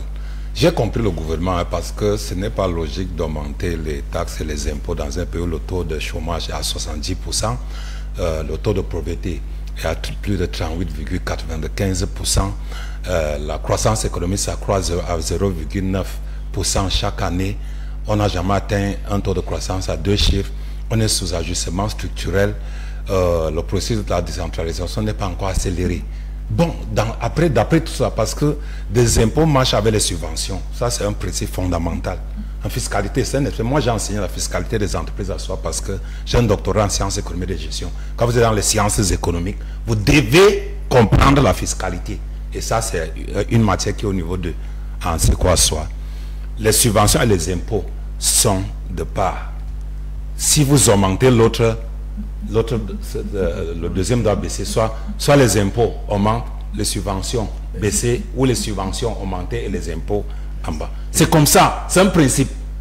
Et là, on a au niveau de la taxe, bon, on a les taxes qui sont régressionnées, proportionnées et régressifs. C'est-à-dire qu'on dit régressif, les pauvres payent plus que les riches, proportionné. Vous avez une activité génératrice de revenus, vous payez selon ce que vous générez, soit hebdomadaire, mensuel ou annuel. Maintenant, quand vous sortez de ces analyses, vous allez comprendre donc l'État est en difficulté. Pourquoi l'État est en difficulté? Parce que nous sommes face à un déséquilibre macroéconomique de ce qu'on appelle la contrepartie de la balance extérieure. D'où vient l'argent du Cameroun ou bien l'argent de l'État? Parce que c'est ça, il faut d'abord comprendre la problématique. L'argent pour développer le Cameroun vient des sources du revenu. Et parmi les sources du revenu les plus rentables, on a des impôts et les taxes. Il faut donc élargir quoi l'assiette fiscale. Parce que des ressources propres du Cameroun par an, c'est autour de 4 500 milliards. Or, le budget est à pratiquement 7 000 milliards. On a donc un budget déficitaire de 2 500 milliards. Pour que l'État donc comble le gap là de 2 500 milliards, bon, ils n'ont pas d'émergence, horizon, grande structure, bon, je n'en sais pas. Moi, je fais l'analyse. Il faut donc prélever les impôts. Et si tout le monde paye l'impôt, l'État donc va atteindre dans le quota pour développer le Cameroun. Voilà la raison pour laquelle on doit payer des impôts pour développer. Si vous refusez de payer l'impôt, vous refusez le développement. Si vous refusez de payer l'impôt, vous ne voudrez pas que la décentralisation soit réalisée et achevée. Ça, vraiment, nous devons être patriotiques et disciplinés. Donc, chacun doit payer l'impôt. Parce que, pour finir, je finis avec la réponse du communiqué. Il faut déclarer. La réponse c'est quoi? C'est pour payer le service de la dette et accélérer, achever le processus, la décentralisation. Celui qui ne paye pas est considéré comme criminel et peut être arrêté. Quand je dis arrêté, ce n'est pas qu'on viendra chez vous. Si vous voudrez voyager, il y a des sanctions légales qu'on va prendre à tout le monde. Tout le monde au Cameroun fait une activité génératrice de revenus. Donc déclarer, parce que l'État a vu que c'est de là-bas qu'on peut avoir le budget qui est déficitaire de 2500 milliards. Voilà mon regard. Merci pour cette première prise de parole. On va faire rapidement un deuxième tour. Benoît fait jeu naturellement. Le deuxième tour, ce sera d'abord avec votre première intervention. Je voudrais quand même qu'on essaye de comprendre le débat, parce qu'ils sont nombreux qui se sont privés d'aller à l'église ou à la messe ou au culte ce matin. Les Camerounais savent qu'il faut déclarer les impôts. En même temps, on a beaucoup de personnes qui ont des activités génératrices de revenus, qui sont vraiment dans l'irrégularité. Combien de bailleurs déclarent, par exemple, leur statut? Et là, les personnes physiques doivent se mettre à jour. Est-ce que c'est pas la communication qui a peut-être manqué et venir à l'entrée des fêtes de fin d'année avec d'autres pressions des Camerounais, leur mettre comme un épée de Damoclès sur la tête? Je crois que votre question, elle est assez pertinente et elle porte en elle-même quelques éléments de réponse. Moi, je ne vais pas revenir sur l'étalage qu'a si bien fait les précédents orateurs, parce qu'ils ont pratiquement tout dit. L'impôt, c'est quelque chose. On n'est jamais fier quand on paye l'impôt. Ça, c'est ce qui est curieux. Même celui qui dispose le plus grand fonds de commerce, même celui qui touche le plus grand salaire, c'est-à-dire il aimerait même qu'on soustrait cet impôt sans qu'il ne soit au courant. Mais quand on vous dit payer, c'est toujours comme une chicotte. Donc sur ce plan-là, on peut déjà être d'accord. Maintenant, il y a un problème qui se pose, vous le dites. Aujourd'hui, il faut dire une chose qui est claire, c'est que entre ceux qui travaillent, ceux qui chôment, ceux qui n'ont pas la possibilité de le faire, il y a une confusion totale. Parce que, vous l'avez dit, on a dit ici sur cette table, quand on a 18 ans, on fait quoi? Effectivement, il y a tellement de producteurs, de générateurs de revenus qui ne se signalent pas, qui s'infiltrent entre nous. Vous allez voir quelqu'un qui fait une petite activité. Je prends un exemple comme ça, hein. Il coule les chaussures. Mais lorsque ce monsieur s'assoit, il vous donne, n'est-ce pas, l'état de ses entrées. Mais vous vous rendez compte que vous qui êtes cadre de la fonction publique, vous ne pouvez même pas parler à ce monsieur. Et il y a, c'est un exemple, et il y a tant d'activités comme ça. Alors, effectivement, l'État veut quand même avoir une traçabilité. Et ce n'est pas une particularité camerounaise. C'est même chez nous, au Cameroun, en Afrique surtout, qu'on est négligent derrière les citoyens. Vous allez en Occident, là, on sait jusqu'à l'étudiant quelles sont ses entrées. Il n'y a rien qui se fait au hasard. On sait qu'il va prendre à tel niveau pour faire telle chose, à telle enseigne que quand on va même dans son compte, on ne trouve plus que ça. Immédiatement, il doit s'expliquer. Mais chez nous, on est passif, on s'attache sur le fait que c'est très dur, c'est très dur. Vous avez quelqu'un qui peut embaucher même 1000 personnes, mais il vous dit c'est très dur, on n'a rien. Donc, on l'a également dit ici que vous pouvez déclarer, vous déclarez, vous vous exprimez zéro. Ça, ce que vous faites ne représente rien. Et l'État, comme quelqu'un a dit si bien, l'État c'est nous. Même si nous avons désigné les gens pour travailler à notre nom, l'État c'est nous. Et c'est pour cette raison que quand vous voyez, même lors de la mise sur place de cette loi, on a bien fait la part des choses. Il y a des gens qui sont exemptés de paiement, comme les handicapés et les mineurs et autres. Mais cependant, on compte sur... Parce que l'impôt se paie d'abord en comptant sur la bonne foi du citoyen. C'est pour ça qu'on parle de déclaration. On ne vient pas vous dire, vous faites telle chose. Vous-même, vous déclarez. Moi, j'ai une maison, peut-être, qui peut me produire 1000 francs par mois. C'est vous-même qui déclarez. Bon, certes que il peut y avoir un jour où on vous fait, n'est-ce pas, un redressement surprise au regard, n'est-ce pas, du constat de la mauvaise foi qui vous a animé. Et on ne veut pas dire que vous ayez un immeuble de 5 niveaux, vous partez déclarer une cuisine de 3 mètres carrés. Mais au moins, on vous donne cette possibilité. Pour dire, maintenant on est en fin d'année. Bon, alors ce qui est sûr, c'est que dans la vie, même si on met ça, même si on demande les impôts, même au mois de janvier, il y aurait toujours problème. Ça, le citoyen verra qu'on sort nouvellement des fêtes de fin d'année. Alors, si on vous embrayez, vous restez, Benoît Feuilleux, sur la question, vous embrayez justement la préoccupation qui sera posée à tout le panel. Oui, les délais sont là, mais comment on gère après quand on imagine que la plupart des Camerounais ne sont pas à jour et ne sont pas prêts? Il peut y avoir des blocages, ça ne peut pas créer des tensions autour. Comment on fait pour amortir ce retour vers la population, surtout que très peu de personnes ont fait semblant d'aller justifier leur statut? Qu'est-ce qu'on fait après? Non, je suis tout à fait d'accord avec vous. En 2 minutes chacun. Je suis tout à fait d'accord avec vous. On a quand même essayé plusieurs fois, n'est-ce pas, de différer les délais jusqu'ici. Et la seule chose, parce qu'au-delà de tout, on est citoyen, on vit avec les populations tous les jours. Nous pensons qu'au regard de l'engouement qui se pointe là, qui est vécu sur le terrain,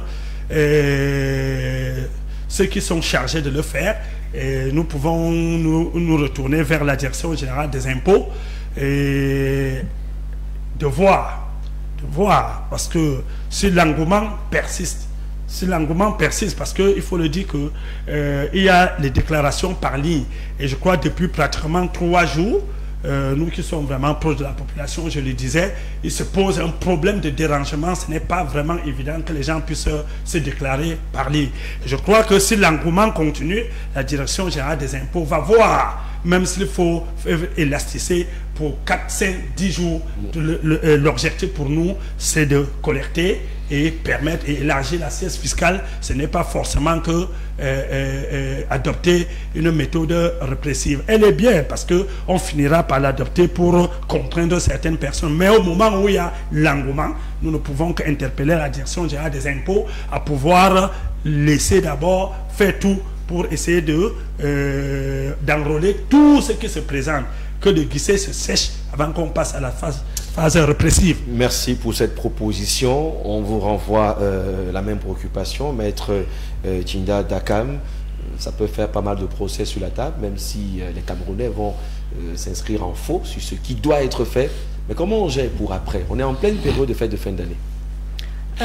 Déjà, j'aimerais dire que la déclaration est très importante parce que je pense que le Cameroun essaye déjà de copier l'exemple des pays développés, parce qu'ailleurs, on déclare les taxes. Dans d'autres pays, on déclare les taxes. On vous oblige même à payer la taxe.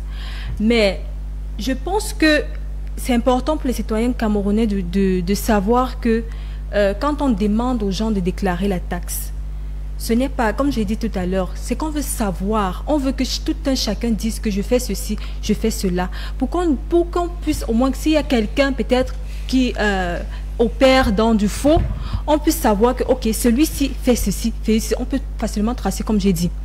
Maintenant, on ne va pas, généralement avant, il y avait une enquête qui était faite. Les centres des impôts partaient peut-être de quartier en quartier pour voir, pour dire bon, tu as gagné quoi, on va déduire tel montant. Annuellement, tu dois dire, ok, j'ai gagné ceci. Si tu n'as rien gagné, on ne t'oblige pas. Il y a une sanction, une amende qui te sera imposée. Tu as gagné quelque chose et que tu n'as pas peut-être déclaré et où tu n'as pas payé. On va te dire, ok, on va déduire tel montant sur ce que tu as gagné annuellement. Bon, on a parlé ici des salariés et autres. Pour les salariés, il y a une retenue à la source. qui ont fait un bulletin de paye, qui sont faits par leur... Pour ceux qui ont la chance d'avoir cet encadrement, beaucoup d'administrations ne connaissent pas ça, il faut le dire aussi. Oui, bon. Beaucoup de Camerounais qui travaillent les 25 heures et autres, on le paie à la fin du mois. Je ne suis pas certain que là-bas, il peut y avoir traçabilité du salaire. C'est juste quelques exemples. Oui, oui. Bon, ça, ce sont des cas, ce sont des cas à part. Mais là, voilà pourquoi on demande à tout le monde d'avoir un numéro d'identité. Pour ceux qui ne sont pas, qui ne parviennent pas, ceux qui travaillent, peut-être qui ont des salaires et qu'il n'y a pas cette possibilité peut-être d'avoir une traçabilité, comme vous avez bien, si vous l'avez si bien dit, c'est à eux maintenant volontairement d'aller se déclarer. Maintenant, à ce qui concerne comment gérer après les fêtes de fin d'année et autres, bon, moi je dis c'est un planning, c'est un planning, tout un chacun, tout Camerounais, on ne vous oblige pas à payer. Vous devez juste déclarer d'abord. Maintenant, si vous ne gagnez rien, je vous avais dit, je ne gagne rien, vous déclarez néant. Ça vous permet de continuer votre activité paisiblement. Personne ne va venir vous déranger, vous dire, voilà, c'est comme ça. Donc, je pense que c'est juste un problème de planification. On doit juste se planifier. On savait déjà depuis 2023 que l'État obligeait à tout un chacun de déclarer, de payer sa taxe, que ce soit l'impôt ou quoi que ce soit, d'autre. Donc, on le savait déjà. Il faut juste qu'on soit ordonné. On doit planifier les choses en sachant que, ok, à la fin de l'année, annuellement, je sais que je dois déclarer que je gagne ceci et que à la fin de l'année, voici pour l'impôt que je dois payer et je m'organise pour l'année qui suit. Merci, Maître Chinda. Alors, il y a beaucoup d'argent qui circule en décembre. Ça peut être un blocus à ce moment donné pour ceux qui n'ont pas répondu à la déclaration personnelle des impôts, y compris pour les commerçants. Mon cher Abakar Mefiré, en 1 minute 30 ou en 2 minutes, peut-être rassurer les téléspectateurs aussi. Vous l'avez dit tout à l'heure dans la première prise de parole, que c'est un devoir même républicain. Mais le timing peut amener peut-être le gouvernement à revoir les délais, justement, ou alors on fait comment si malheureusement une maman est allée prendre son fonds de commerce, c'est bientôt les fêtes de fin d'année, la famille vient de partout et après on est bloqué à la banque parce qu'on n'a pas cette déclaration. L'expert prendra la parole en dernier, je termine avec le reste du plateau sur le sujet. Mais je viens tout de suite de réaliser qu'en réalité, permettez la tautologie, la solution à ce problème est philosophique parce que c'est d'abord une question éthique et morale. Et cela devrait commencer justement par l'humanisation du modèle de management. Vous voyez, tout à l'heure, je parlais de suspicion généralisée, les gens refusent de le voir. Et pourtant, c'est exactement ce que nous vivons au Cameroun. Il y a comme une crise de confiance entre le haut et le bas. Même ce qui est pour le bien de tous, généralement, est suspecté de quelque chose. De ce point de vue, nous pensons que relativement à la question que vous posez là, il faut, comme j'ai dit philosophiquement, revoir notre projet civilisationnel, notre contrat social. Parce que c'est ce contrat social qui a bousculé les habitudes, les valeurs. Et c'est ça qui fait que vous avez des citoyens, vous avez suivi ici un regard. Vous avez des citoyens, c'est M. Fedieu qui l'a dit, parfois quelqu'un a une activité, parfois ça fait un peu jugement de valeur bizarre là, avec d'intérêt un peu de faux, mais il peut payer même 4 aux fonctionnaires du Cameroun, mais ils sont cachés. D'autres font le faux, comme on l'a relevé. Mais tout cela relève donc de la morale publique. Nous sommes dans une société qui mérite à tous les niveaux d'être moralisée justement pour qu'on soit en harmonie. Dans une société où le contrat civilisationnel, le contrat social, cela celui qui est justement harmonisé, vous n'aurez plus des gens qui doutent quand il faut payer leurs impôts. Voilà. Et tout cela nécessite donc un système de justice sociale où chacun est à sa place, où le collectif est assuré, où justement la gouvernance est meilleure dans le sens de l'intérêt général. Merci Abakar Mefiré. En direct, c'est le grand débat sur Cam10 Télévision. Le docteur Cho Walters va dire en 2 minutes ce qu'il pense sur l'aptitude au gouvernement à avoir les moyens de sa politique dans le contrôle de ce qui a déjà été édité. Les délais, c'est demain. Ça va se faire, ou alors vous imaginez qu'ils vont tenir compte encore de la situation et du contexte actuel? Je crois qu'avant de donner le 2, ils avaient déjà peut-être se renseigner sur le fait que les Camerounais en décembre ont beaucoup d'argent. Je ne pense pas que le gouvernement s'est trompé. C'est le bon temps pour prélever les impôts. Et on peut comprendre, comme je vous ai dit, je ne vois pas pourquoi les gens se plaignent. vous êtes chez vous et vous avez emprunté l'argent à l'extérieur. C'est le temps maintenant de payer. Pour faire quoi? La banque vous appelle. Il faut peut-être céder certains parcelles de terrain pour rembourser la dette. On doit rembourser, on doit payer nos dettes. Je vous ai dit, nous sommes endettés à plus de 14 000 milliards.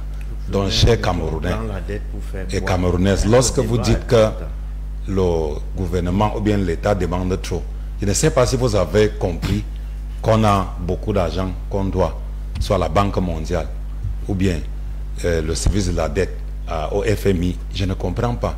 Donc, c'est un impôt qui est direct. Il faut payer, même si le délai c'est le 2. Le ministre a renvoyé le 2. Je ne sais pas si le gouvernement peut faire ce qu'il n'estime pas qui est bien pour les Camerounais. Si ce n'était pas le cas, on n'allait pas pousser jusqu'au 2. Payer des impôts et développer le Cameroun si vous refusez, parce que nous sommes un pays qui va devenir émergent. Et naturellement, ce cas d'imposition, c'est quand on est dans des pays émergents. Mais nous ne sommes pas encore un pays émergent et on nous applique ça parce qu'on a emprunté de l'argent. Vraiment, il ne faut pas être de mauvaise foi. On a prêté de l'argent. La Banque africaine de développement, la Banque mondiale, FMI, Exim Bank et d'autres. Voilà pourquoi on chiffre à 14 000 milliards. Payer les dettes ou bien vous laisser tomber le pays et vous-même vous allez tomber. Alors, docteur Joe Walters, je vais terminer avec le fiscaliste. Permettez-moi d'ajouter quelque chose, il va nous rester très peu de temps pour la dernière thématique. C'est vrai que on peut en parler toute la journée, mais quand on regarde les messages, la réaction des téléspectateurs qui écrivent sur les pages, beaucoup disent bon, allons seulement, on verra après. Mais il est vrai qu'il faut les rassurer, ce ne sera pas une répression, on ne va pas débarquer chez vous, commencer à faire le décompte et tout. Mais vous, le conseil que vous donnez, hein, avec des termes vraiment plus faciles à comprendre, moins techniques, à nos téléspectateurs, les citoyens, qui rentrent dans le mois de décembre avec beaucoup d'ambition, mais aussi beaucoup de grogne sur la qualité de la vie chère et tout. Qu'est-ce que vous pensez pour la suite de cette opération? Oui, écoutez... Alors, vous avez 3 minutes exceptionnellement et on va aller très vite, s'il vous plaît. Oui. L'État a pour vocation, n'est-ce pas, de défendre les intérêts communs de ces populations. Donc, je vais prendre, par exemple, le cas de la récente augmentation sur le prix du carburant. Vous avez vu que l'État avait favorablement augmenté le prix du carburant sur le marché tout en maintenant, n'est-ce pas, le prix du gaz et du pétrole, parce que ce sont des produits qui sont très proches du social. Parce que si on regarde parmi nous ici, combien de gens ont par exemple les voitures, mais en ce qui c'est que tout le monde ici utilise quand même le gaz domestique chez lui. Donc l'État est vraiment là, comme ça, là, pour jouer ce rôle-là. On ne peut pas positivement dire que l'État veut vraiment notre mort. Mais toujours est-il que, à ce que moi, je revendique un peu à l'État, c'est de mettre, n'est-ce pas, en place un bon système de culture fiscale. Vous comprenez un peu? Parce que vous allez voir, par exemple, en 2010, l'État a mis cette UV, cette unité de valeur là, dans l'enseignement supérieur à l'effet de la vulgariser. Donc tout le monde fait désormais la gestion au supérieur. Et également aussi, comme un plaidoyer, on demande aussi à l'État d'ajouter cette UV aussi sur la fiscalité. Parce que la fiscalité aujourd'hui, au vu de l'évolution et de la décentralisation que nous comptons, n'est-ce pas, embrigader, la fiscalité sera très utile pour nos différentes collectivités territoriales décentralisées. Et là, vous allez par exemple comprendre dans l'article 93 du Code général des impôts que nous distinguons vulgairement 5 types de régimes d'imposition, c'est-à-dire le régime de l'impôt libératoire, le régime du simplifié, le régime du réel, le régime des sociétés à but non lucratif et enfin le régime des contribuables non professionnels. comme on était en train d'évoquer là tout à l'heure, c'est-à-dire ceux qui ne travaillent pas encore. Mais comprenez aussi que le système de l'impôt au Cameroun c'est un système déclaratif en fait, parce que c'est-à-dire l'État, même si c'est que nous n'exerçons pas encore une activité précise, mais que nous déclarons quand même que voilà, nous déclarons l'impôt et on a comme salaire zéro et on a comme impôt à payer zéro, c'est-à-dire la déclaration néant, parce que généralement l'établissement de l'impôt au Cameroun se résume en 3 dimensions, c'est-à-dire l'assiette fiscale où l'État nous fixe des bases à payer en fonction des revenus X ou Y. Et la deuxième dimension qui est, n'est-ce pas, celle de la présomption du contribuable. Là, l'État s'imagine que comme vous êtes en train d'exercer telle ou telle activité, ça veut dire que vous devrez normalement payer tant. Voilà. Et n'est-ce pas, il y a une dernière grande dimension qui est la dimension par témoignage du contribuable qui est mise en œuvre en ce moment, c'est-à-dire l'État nous laisse la prérogative ou bien le pouvoir, ou bien la liberté, ou bien la licence d'aller nous-mêmes déclarer auprès de l'administration fiscale ce que nous exerçons comme activité. Bien. Donc, et en dernier aussi, il sort par là. C'est le dernier du dernier, finalement, oui. Il faut... Ce que moi, je regrette, je revendiquerai aussi à l'État, c'est de revenir, n'est-ce pas, sur les anciennes bases. Si l'État a voulu véritablement que cet impôt lui soit tellement créditeur, vous comprenez un peu, l'État devait, n'est-ce pas, revenir avec l'article 66 sur la déclaration des biens, parce que au vu de l'article 341 et 543 du Code général des impôts qui nous dit que pour tout propriétaire de bail, c'est-à-dire ceux qui ont des immeubles à titre commercial en ville, ils sont appelés à supporter 10% de leur revenu annuel par rapport à tous ces revenus-là. Et en ce qui concerne le bail à usage d'habitation, c'est 5%. Donc, véritablement, les qui ont donc assez d'immeubles au Cameroun, les qui ont donc plus de voitures, merci les qui pour ont donc, cette ouverture. Les qui sont des grands agriculteurs. Donc, l'État, pour moi, l'État renquerait, n'est-ce pas, sur ces nouvelles bases-là, afin de couvrir de façon authentique sa péréquation fiscale pour que le pays puisse vraiment avancer. Merci Vincent Ateba. Vincent Ateba a pris son temps de parole de la prochaine thématique et je voudrais embrayer avec vous, avec votre permission. C'est la seule dame, je ne peux rien vous refuser.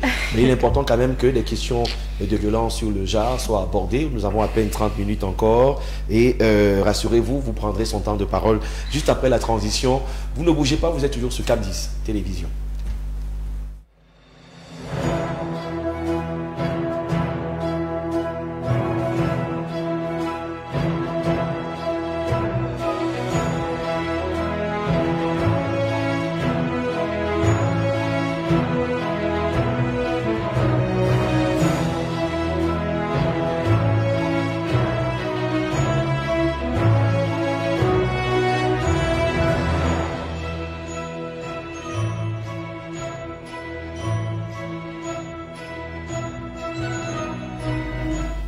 Le bon sens, la citoyenneté, le patriotisme nous impose à payer nos impôts. Les impôts, payons nos impôts, pour ne pas reprendre la chanson du regretté et légendaire Gambé Briand, sauf que quand on parle de bon sens et de violence sur le genre, on peut se questionner autour du sujet pendant des années, des jours, qu'on n'arrivera toujours pas à trouver le pourquoi du comment.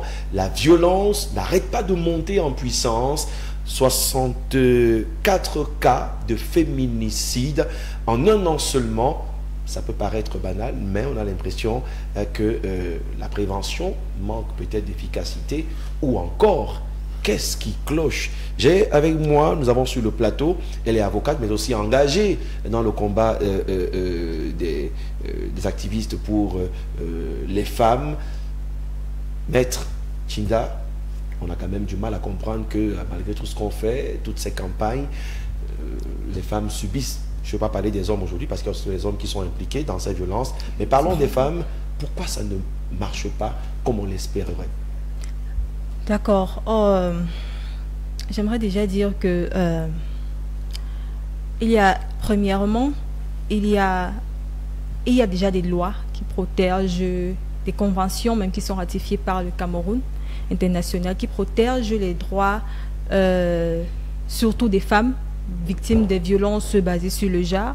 Mais déjà, sur l'applicabilité, déjà, ça reste vraiment à désirer. Je pense que nous avons chaque année, chaque jour, par exemple, moi, j'ai eu plusieurs cas de viol, par exemple, sur mineurs qui sont rapportés chez moi, qui sont rapportés dans mon bureau chaque jour. Des jeunes filles qui se font abuser par leurs parents même, par on devra appeler leur ascendant, ou même par des inconnus. Mais je pense que chaque année, nous rencontrons peut-être, nous avons plus de cas. Pourquoi? Parce que l'applicabilité, c'est-à-dire que ces victimes déjà ne sont pas protégées, c'est-à-dire que malgré qu'il y ait ces lois-là, elles ne sont pas mises sur place déjà, premièrement, et il y a le stigma. Comment est-ce que la société regarde ces victimes-là? Nous avons eu un cas, par exemple, le cas le plus répandu, par exemple, d'Ophé, une jeune fille qui a été à Douala, 5 ans violée, lâchement tuée par ses ravisseurs. Lâchement tuée. Comme on l'a dit, certains vont blâmer les parents, où étaient les parents, où était ceci, ce qui fait que plusieurs ne veulent pas déjà dénoncer ces actes-là. Voilà le premier problème. Et il y a plusieurs femmes qui souffrent dans le silence, qui ne veulent pas dénoncer ça. Et ils se disent, on va les blâmer, on va dire c'était de ma faute. Comment est-ce que je me suis habillée? Comment est-ce que même les autorités judiciaires pourront me protéger? Est-ce que la loi pourra me protéger? Est-ce que si je pars dénoncer ça, est-ce que mon bourreau ne pourra pas revenir après? Donc, pourquoi est-ce que déjà la gente féminine, c'est la gente, je peux dire, la plus vulnérable comparée à l'homme? Voilà pourquoi les violences sont beaucoup plus basées sur les femmes que sur les hommes. Pourquoi? Parce que c'est déjà la gente la plus vulnérable. On se dit, voilà, en tant que jeune femme, j'ai subi cette violence-là. Si je pars même dénoncer, on dira que c'est ma faute. Et j'ai même peur que mon bourreau revienne plus tard me faire du mal. Donc il y a déjà ce stigma-là. Et le fait que des victimes ne se sentent pas protégées. Elles se disent, même si je commence quelque chose, si je pars même porter plainte, je serai pas, justice ne sera pas rendue. Voilà, en fait. Mais j'aimerais assurer ces victimes-là que justice vous sera rendue. Et il y a déjà tellement de lois qui ont été mises en place. Il y a le code pénal qui a été mis en place pour vous protéger, qui sanctionne et réprimande certaines violences. Le viol sur mineur de 16 ans, la violence domestique et autres. Et il y a même les conventions. J'aimerais rappeler que déjà les conventions internationales qui sont ratifiées par le Cameroun déjà priment sur nos lois. Nous avons le protocole de Maputo, nous avons la convention sur l'élimination de toute forme de discrimination à l'égard des femmes et des jeunes filles des Nations Unies. Nous avons la Charte africaine des droits de l'homme, déjà qui protège déjà, dans ces dispositions, ça protège les femmes et les jeunes filles victimes de violences.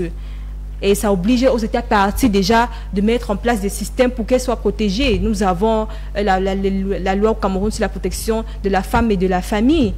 Donc, j'aimerais dire à ces jeunes-là que peu importe, à ces victimes-là, que peu importe, il y a des lois qui peu importe la circonstance par lequel vous avez été violenté, que ce soit l'abus physique, moral ou même verbal, j'aimerais vous rassurer qu'il y a, c'est possible que justice soit faite pour vous. Alors le combat n'est pas vain, nous dit Maître Tchinda Dakam Naomi.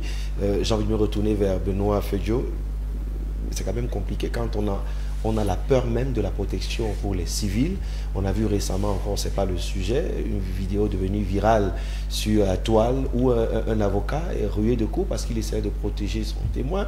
Et quand on parle des femmes et ses victimes, c'est réellement l'une des choses qui peut bloquer ce processus, cette lutte acharnée contre les violences faites aux femmes, parce que ce n'est pas les méthodes de prévention qui manquent, mais malheureusement elles ont peur. Comment on peut en sortir pour ne pas tourner autour de la question? Quel est votre avis?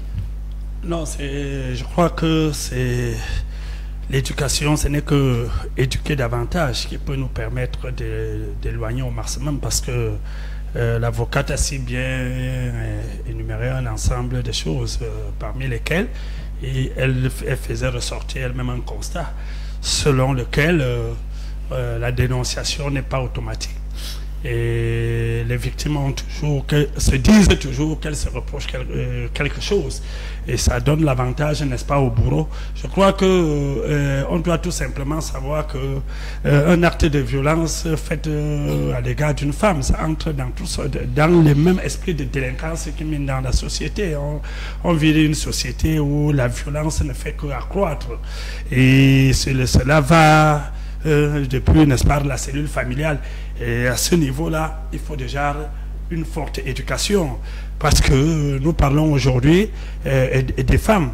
Mais si déjà on n'a pas pris dès la cellule familiale l'esprit de protection personnelle, parce que on le disait en anecdote, on ne peut aimer quiconque que soi-même. Ça veut dire qu'il faut d'abord que vous vous aimiez vous-même dès le bas âge, et vous compreniez que lorsque vous devez vous ouvrir, parce que ça ne sert à rien, n'est-ce pas, de subir des actes de violence et garder. Et nous vivons en permanence dans la société où, effectivement, les femmes, même s'il y a les cas d'androcide, parce que même si ce n'est pas fortement comparable, il y a des cas d'homicide sur les hommes aussi, mais il faut quand même le dire que chez les femmes, la femme est, je dirais, en quelque sorte plus naïve en termes d'appréciation de la violence, parce que vous allez avoir même votre propre fille qui, à peine, est toujours prêt à protéger peut-être son bourreau qui pourrait être son copain, parce qu'elle a toujours espoir que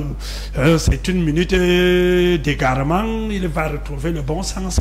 Tout cet ensemble, n'est-ce pas, de dérapages sont à dénoncer, et c'est tout simplement l'éducation, et l'éducation entre les femmes elles-mêmes, et comme elle est en train de le faire en ce moment. Dire à certaines femmes, non, lorsque vous faites face aux violences, n'ayez pas espoir que ça va changer.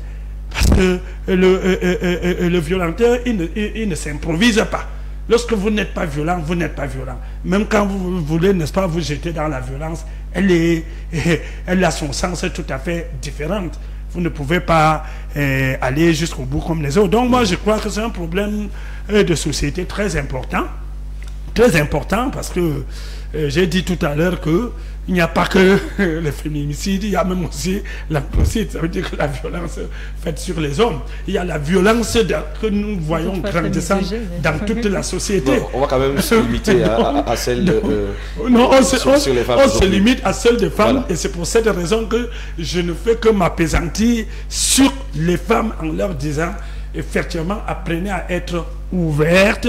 Je ne vais plus revenir sur ce que votre sœur avocate venait de dire. Il n'y a pas de honte à dénoncer une situation qui porte atteinte à votre honneur. Merci à M. Benoît Fédieu du RDPC. C'est vrai que là, le débat davantage des citoyens républicains, ça n'a rien à voir avec une chapelle politique. Oui. Mais dénoncer, oui. Mais, sauf que si on prend le cas dans ces féminicides, il y a beaucoup d'hommes dans le foyer. La femme est allée dénoncer, elle est allée au tribunal et tout. Mais quand elle revient dans son foyer, c'était la bastonnade, sauf qu'après c'est le meurtre. Comment on fait pour que cet esprit... est-ce que les pouvoirs publics ont réellement les éléments pour accompagner les activistes dans cette lutte contre les violences faites aux femmes? Quel est votre commentaire? Analyse, oui. Analyse, commentaire. Mais je vais finir avec le commentaire. Analysons donc oui. la situation. Le problème vient d'où? L'impérialisme. On a dit que les femmes devaient être égalité entre les deux sexes. Ça c'est l'impérialisme. Cette politique vient de l'étranger, que les femmes devaient être au même niveau que les hommes. C'est ça qui pousse les femmes à trop bavarder dans les couples. Voici d'où vient le problème. Moi, je suis un écrivain. Lorsqu'on parle de quelque chose, je dois creuser, voir où est le problème. C'est d'où vient le problème. Les femmes bavardent beaucoup dans les foyers. Et j'encourage le dialogue entre les couples. Je vais renvoyer la majorité de la faute aux femmes. Quand vous vous fréquentez là, est-ce que vous ne voyez pas s'il y a compatibilité, incompatibilité entre vous? C'est ça le problème, parce que les femmes subissent.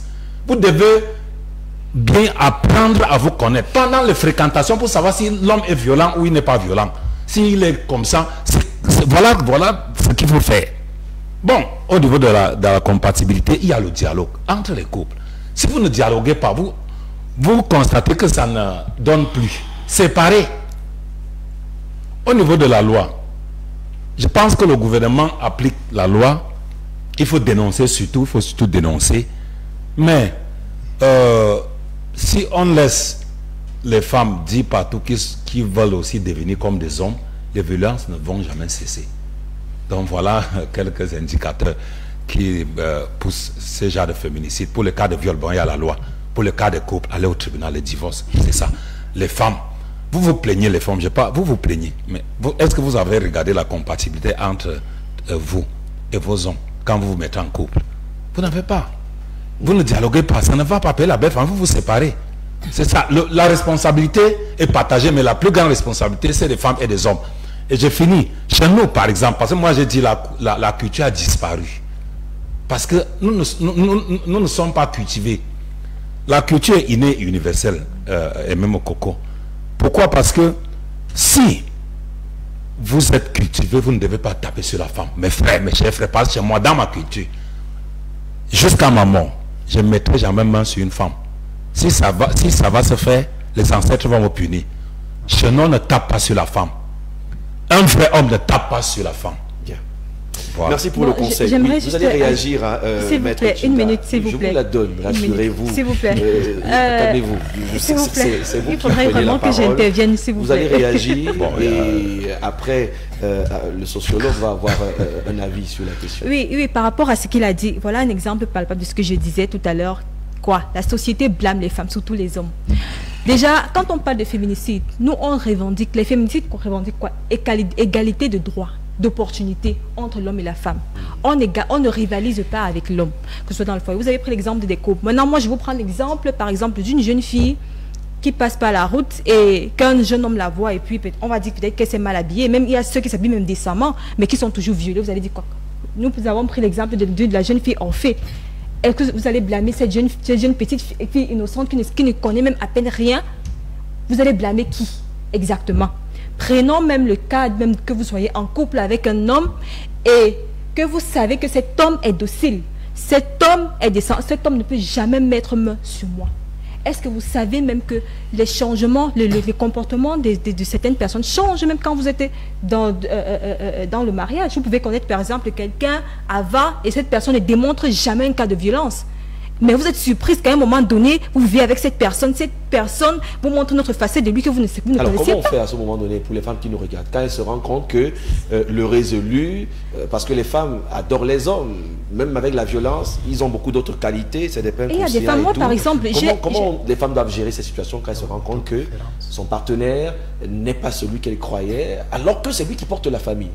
Effectivement, vous savez, nous avons par exemple, vous pouvez tenir un conseil de famille par exemple, avec les membres de la famille, vous faites une assise et vous dites voilà la situation, je ne peux plus rester ici parce que ma vie est plus importante, mais malgré qu'il y ait les enfants, moi par exemple j'ai eu une cousine à moi qui est décédée, je pense que c'est passé partout sur les réseaux sociaux, son mari la battait, et il avait l'habitude de le faire, au point où elle est décédée, et maintenant, elle se disait, je peux rester, je peux supporter parce qu'il y a les enfants. Non, c'est pas ça, votre vie est plus importante. Vos enfants ont besoin de vous. Donc vous pouvez tenir un conseil de famille. Voilà, dites à la famille, voilà, je ne peux plus supporter. Voilà, chaque jour, mon mari passe sur moi. Et il faudrait que, je veux une séparation temporaire d'abord avec lui, en attendant que les choses, peut-être, si ça peut changer, ça change. Mais si vous constatez que ça ne change pas, vous divorcez. Moi, je ne suis pas pour le divorce personnellement, parce que la Bible le dit, le Dieu n'accepte le divorce que pour cause d'adultère. Mais si ça porte atteinte à votre vie, je ne peux pas vous encourager. La seule chose que je peux vous dire, c'est de vous séparer. Et en ce qui concerne quand je disais, par exemple, elles ne sont pas, quand je disais que, par exemple, les victimes ne sont pas protégées, nous avons, au Cameroun, nous avons déjà trop de violations des droits humains. Vous avez pris l'exemple de l'avocat, d'un avocat qui part défendre les intérêts de son client et il se retrouve tabassé. Où est-ce qu'on voit ça? Dans quel pays dans le monde? Où est-ce qu'on voit c'est un acteur judiciaire qui brutalise un autre acteur judiciaire, alors que les deux sont censés même promouvoir l'intérêt de la justice, montrer que la justice existe. Mais qu'est-ce qui se passe? on voit un militaire qui n'a même pas, je ne peux pas dire peut-être le CP ou quoi que ce soit, qui violente un avocat, qui a fait tout un... Imaginez-vous ça. Voilà, quand un gendarme, que ce soit un gendarme ou quoi que ce soit. Maintenant, la victime, elle va se dire, moi j'ai eu des cas, par exemple, des femmes qui partaient me disent, je pars à la gendarmerie porter plainte pour tête. Et puis on commence à me blâmer, les gendarmes commencent à me dire, ah c'est ma faute. Il y a même d'autres qui veulent même après me faire des propositions, même pour coucher avec moi, en me disant, c'est par rapport à ça qu'on se dit que les victimes se disent, elles ne sont pas protégées dans le propre pays. Maître, vous allez prendre la dernière parole parce qu'on est vers la fin, on finit avec le tour. Je vois le sociologue brûlant, c'est un homme, c'est un parent, c'est un aîné. On est souvent dans l'embarras. Il y a cette catégorie d'hommes qui pensent que battre les femmes ou les violenter, ça fait partie de nos us et coutumes. Les choses ont évolué.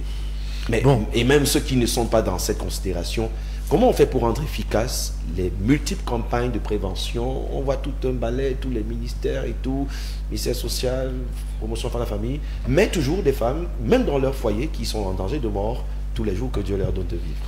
Aimé, parce qu'on parle d'approche, coupez-moi simplement quand vous voulez. Beaucoup de choses ont été dites, mais vous savez bien que dès lors qu'on parle d'approche, aujourd'hui, c'est l'une des thématiques, on va dire, les plus actuelles pour les sociologues et pour tous les spécialistes des sciences sociales. Et personnellement, nous sommes modestement spécialisés dans les questions de population et de développement, dont les hommes et les femmes en font la priorité en tant que ressources humaines porteurs de développement. Et je vais suivre les plates-bandes pour une fois de mon frère Showalter, avec qui nous ne sommes presque jamais d'accord sur rien. Mais je vendrai jusqu'à ma dernière chemise pour qu'il dise toujours ce qu'il a à dire. Mon cher Rémi, le vrai problème en Afrique, justement, c'est que ce que nous savons faire, c'est ce que nous faisons.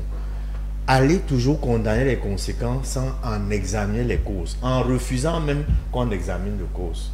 C'est d'ailleurs pour ça que nous, en sociologie, dans les travaux dirigés, on amène les étudiants à analyser ce que madame appelait ici les textes et conventions internationales.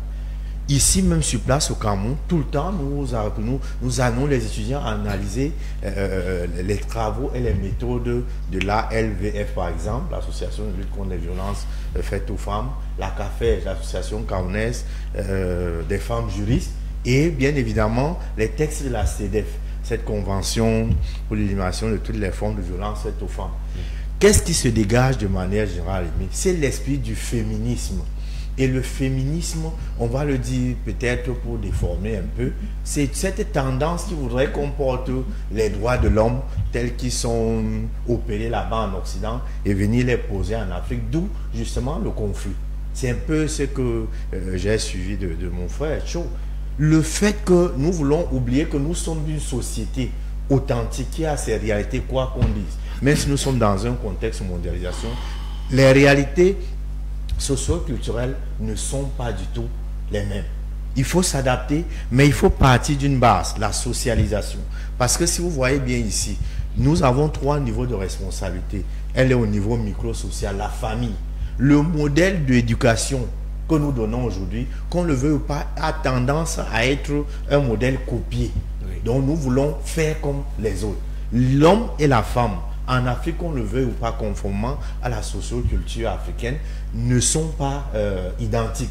Ils sont des êtres humains, tous, mais en Afrique, il y a donc une école, une conception qui fait que les rôles, les statuts, les positions, les attributs des hommes et des femmes sont variés. Si on ne tient pas compte de ça, le conflit va perdurer. Vous avez suivi, mon show a un peu essayé de dire que désormais, le mariage, quelle est on va dire la conception que nous donnons aujourd'hui à l'union des deux êtres? C'est une conception capitaliste. Les gens, c'est la confusion de la personne au personnage. La plupart des femmes disent oui au personnage et non à l'être humain. C'est l'inspecteur des impôts qui intéresse la jeune fille. C'est le capitaine, c'est le grand journaliste aimé. Donc ça, le personnage, c'est ça qui fait qu'à la fin, des inconnus se mettent ensemble au nom justement du capitalisme. Et même si vous faites comment, des couloirs, des conflits vont naître. Aimer, on le démontre très bien. la violence physique est généralement source de la violence psychologique. Il a encore dit. Dans la plupart des cas, c'est que c'est la violence psychologique qui crée la violence physique. Malheureusement, dans notre contexte social, la violence manifeste est celle physique, qui est condamnable, il faut le dire clairement. Mais si nous voulons soigner ce cancer social, il faut examiner les causes profondes, qui sont d'abord, comme nous avons dit, on va les retrouver là au niveau micro-social. Il y a la famille, au niveau méso-social, les institutions en charge, l'école, par exemple, en premier lieu, qui a tendance aujourd'hui également à être un modèle importé. Et au niveau macro-social, les politiques publiques qui sont mises justement dans la régulation des rôles des hommes. Je vais demander à la directrice des programmes de nous permettre de vous ramener sur le plateau spécial. Ce sera un plateau dédié uniquement à la thématique, parce qu'on essaye d'en parler juste en mettant quelques bribes, mais le sociologue que vous êtes a un avis très important.